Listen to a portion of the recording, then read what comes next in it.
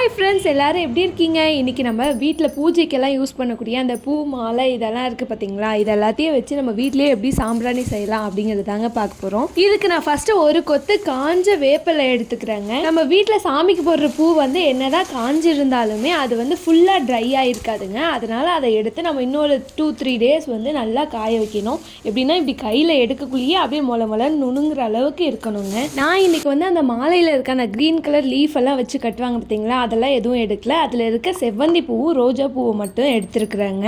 இதுக்கு ஒரு பெரிய பட்டை, 5-6 கிராம்பு, பிரியாணி இலை இது எல்லாத்தையும் சேர்த்துட்டு இது கூடவே நம்ம எடுத்து வச்சிருக்கிற அந்த காஞ்ச பூ இருக்குது பார்த்தீங்களா, இதையும் சேர்த்து நல்லா ஒரு அளவுக்கு கொரப்பாக அரைச்சி எடுத்துக்கலாங்க.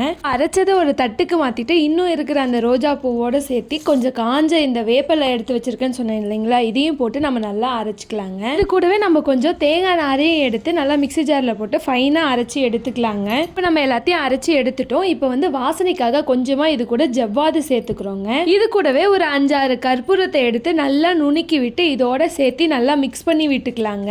லாஸ்டா இது கூட ஒரு ஸ்பூன் நெய் சேர்த்துட்டு பன்னீரை வந்து கொஞ்சமா சேர்த்து நல்லா பிசைஞ்சுக்கலாங்க. எப்படின்னா இப்படி பிடிச்சா அப்படியே நிற்கிற அளவுக்கு வந்து நம்ம நல்லா பிசைஞ்சு எடுத்துக்கணுங்க. இதை வந்து நம்ம கரெக்டான பதத்தில் பிசைஞ்சு எடுத்துட்டோங்க. இப்போ இதை எல்லாத்தையும் நம்ம அழகான கோன் ஷேப்க்கு வந்து மாற்றி நல்லா காய வைக்கணுங்க. ஃபர்ஸ்ட் அதுக்கு வந்து நான் ஒரு பிளாஸ்டிக் பேப்பரை எடுத்துக்கிறேங்க. இந்த பேப்பரை வந்து ஒரு கோன் ஷேப்பில் நல்லா ரோல் பண்ணிவிட்டு அதுக்குள்ளே நம்ம எடுத்து வச்சிருக்கிற அந்த சாம்பிராணி இருக்குது பாருங்கள், அதை வந்து அதுக்குள்ளே போட்டு நல்லா ஸ்டஃப் பண்ணி இப்படி அழுத்தினோம்னா போதுங்க.